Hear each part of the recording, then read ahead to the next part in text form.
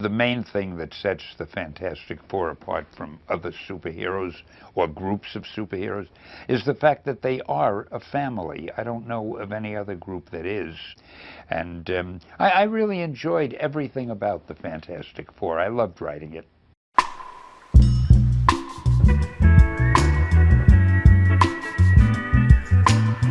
Why are the Fantastic Four so important? The better question is, why aren't the Fantastic Four as popular as the rest of the Marvel Universe these days? A time where comic book characters have practically taken over the world and have firmly found their place in the history of pop culture. The Fantastic Four are often forgotten despite being created by the late Stan Lee and legendary Jack Kirby during a time where comic books were becoming obsolete. The stories were becoming stale and formulaic. In fact, Stan Lee himself has explained in numerous interviews that writing comic books was becoming less of a passion and more of a chore, which caused him to want to retire altogether.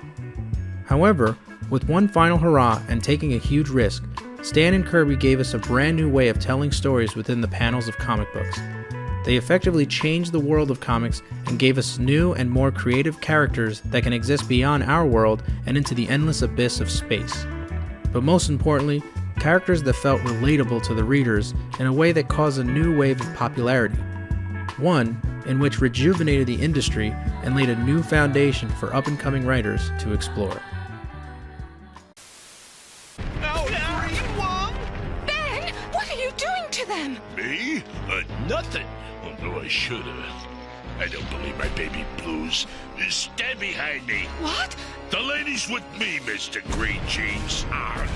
Girl, not go along with ugly rock thing like you. So that explains your coloring green with envy.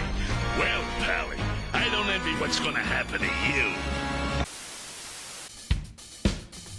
So what made the Fantastic Four so interesting that it was able to capture the attention of many comic book readers back in 1961? It was the fact that their stories centered around their relationships with one another. The fantastical plots of their comics would highlight their flaws and the character traits more so than their powers. Yes, it was cool to see the Thing using his super strength, or John flying around as the Human Torch, or to see Susan Storm becoming invisible, and lastly, Reed Richards stretching his body to ridiculous lengths. But every Fantastic Four fan can tell you that those are really not the reasons why these characters are so fascinating. It's really the situations they find themselves in and how they figure out new and inventive ways to solve the problems they face. And it's here where the Fantastic Four are different from everything that has come before them. In fact, many of the Fantastic Four detractors may have enjoyed some of the FF stories without even knowing it. Take, for example, The Guardians of the Galaxy Volume 2. The plot behind this entertaining film centers around Peter Quill and his team crossing paths with a celestial being named Ego the Living Planet, played by Kurt Russell. As they enter its atmosphere, we see our heroes marvel at the planet's unusual environment.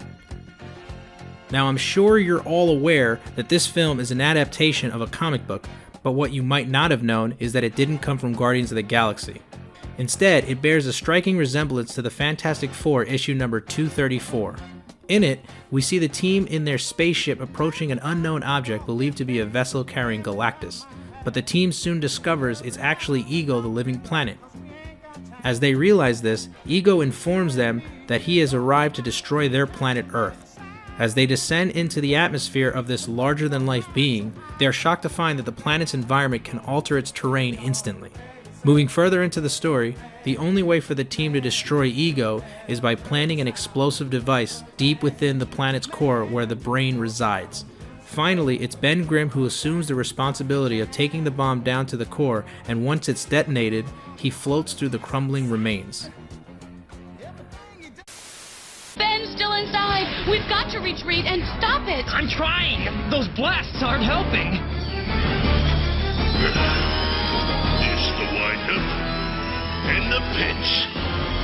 Is the right.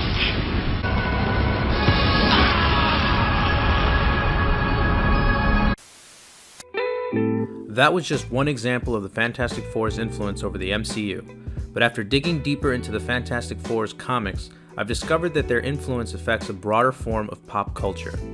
let's take a look at an amazing and widely popular cartoon called Rick and Morty. There are a few episodes that establish that there are many different versions of Rick from all the different universes in existence. They have all decided to form a council to oversee and police the entire multiverse. We also learned that the Rick we as an audience have been following has no allegiance to the council and chooses not to join them. Well, if we take a look at the Fantastic Four story arc, Solve Everything, which began in issue number 570, Reed Richards has developed a machine that allows him to travel freely into alternate realities. He soon discovers the Council of Reeds. They have formed the council in order to solve the problems of all the universes throughout the cosmos. Eventually, there comes a point where the council asks our Reed Richards to join them and leave his family behind, and he elects not to. Instead, he chooses to stay with his family. The comparisons between the Council of Reeds and the Council of Ricks are pretty obvious, which brings me to my point. I'm not trying to tear down any of these excellent works of art for simply having similarities to the stories in the Fantastic Four comics. I'm only trying to display the potential in revisiting this beloved family and the amazing world that Stan Lee, Jack Kirby, and the Marvel Universe has created with these characters. The FF comics go beyond what the films have given us. The team is less like superheroes and more like explorers of the cosmos, and they often find themselves in many epic space adventures, which have also introduced comic book readers, such as myself, to some of the most creative storylines and larger-than-life personalities ever. Within the pages of their countless classics lie stories that can only be described as fantastic. So I hope that maybe all of those who have never given the Fantastic Four comics a chance to finally go out and try one out. You might enjoy them more than you think.